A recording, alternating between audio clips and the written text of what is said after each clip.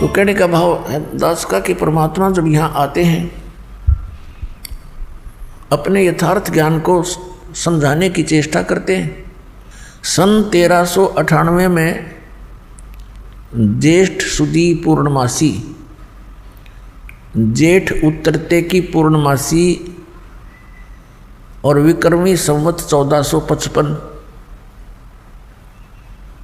सन 1398 को परमात्मा सतलोक से चलकर सहशरीर आए। काशी शहर बनारस के बाहर एक लहर तारा नामक तालाब में कमल के फूल के ऊपर आकर परमात्मा विराजमान हो गए, एक नवजात शिशु का रूप धारण करके। नीरू और नीमा नाम के दो पति पत्नी थे। जुलाहे का कार्य करने से वो जुलाहे कहलाते थे और मुसलमान धर्म के अंदर वो रह रहे थे। वैसे तो उसी जन्म में ब्राह्मण और ब्राह्मणी थे, मुसलमानों ने उनको बलपूर्वक मुसलमान बना दिया था। तो वो दुल्हे का कार्य करने लगे, जिस कारण से दुल्हा कहलाए। और परमात्मा पूर्व जन्म के अपने प्रॉमिस अनुसार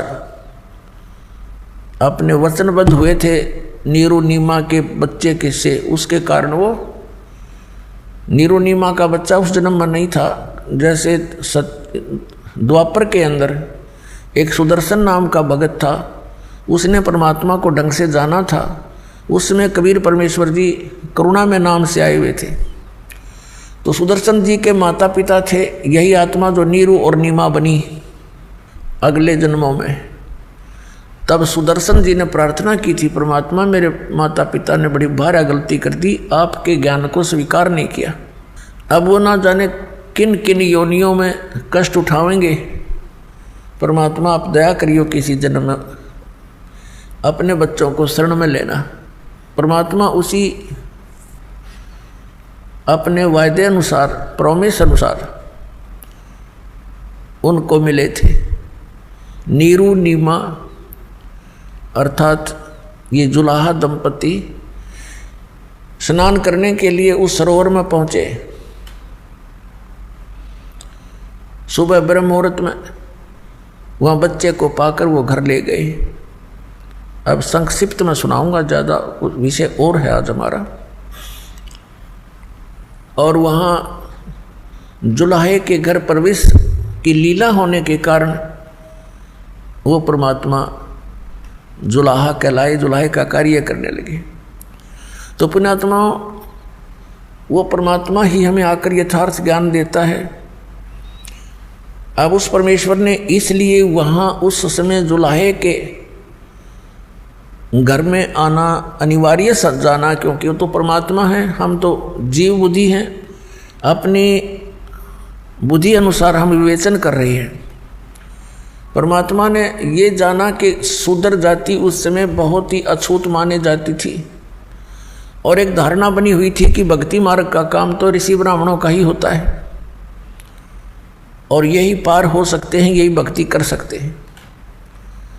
दूसरी धारणा ये थी कि इन ब्राह्मण गुरुओं के शिष्य अधिकतर सेठ लोग होते थे, वो दान धर्म बहुत किया करते थे, वैश्य कुल के, और बाकी अन्य भी स्वर्ण जातियां भी उनकी शिष्य हुआ करती थी। और शूद्र को भक्ति का अधिकारी नहीं माना जाता था। उनको मंदिरों में जहाँ भी पूजा स्थल होते थे वहाँ जाना अलाउड नहीं था।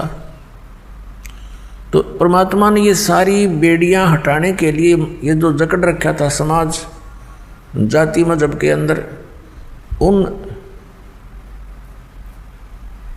सभी बंधनों को काटने के लिए, समाप्त करने के लिए परमात्मा आए थे। अब उन्होंने आकर के हमें क्या ज्ञान दिया?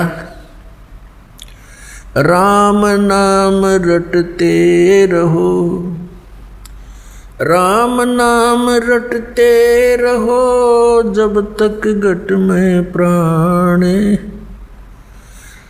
कब हो तो दीन दयाल के भनक पड़ेगी कान। मानुष जन्म पाए कर जो नहीं रटे हरि नाम, जैसे कुआ जल बिना बनवाया क्या काम।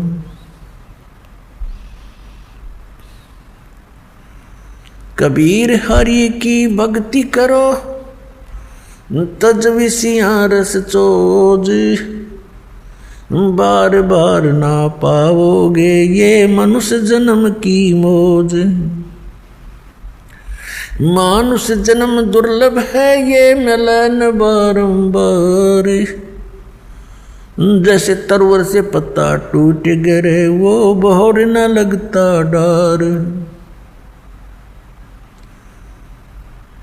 साथी हमारे चले गए हम भी चालन हारे, कोई कागज में बाकी रह रही ताते लगी है वारो।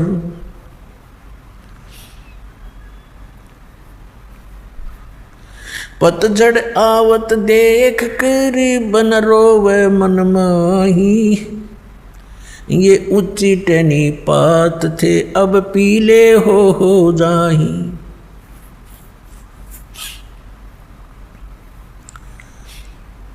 पात झड़नता यूं कहे सुन बई तरवर राय, अब के बिछुड़े नहीं मिले न जाने कहाँ गिरांगे जाए। तरवर कहता पात से सुनो पात एक बात, यहाँ की याहे रीति है एक आवे एक जात।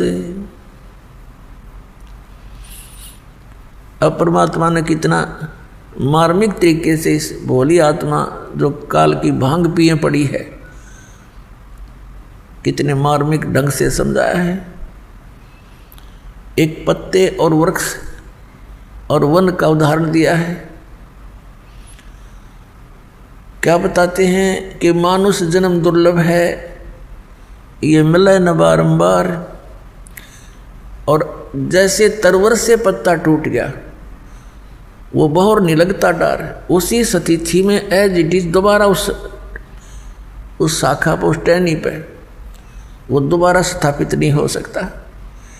ठीक इसी प्रकार परमात्मा हमें समझाने की चेष्टा करते हैं कि आप जिस संसार और इस परिवार को, संपत्ति को, शरीर को अपना मान करके यहाँ बिल्कुल स्थायी होकर बैठे हो, ये ऐसी स्थिति है आपकी जिस दिन आप इस टहनी से टूट गए फिर उस घर में उसी स्थिति में दोबारा आप स्थान नहीं पा सकते।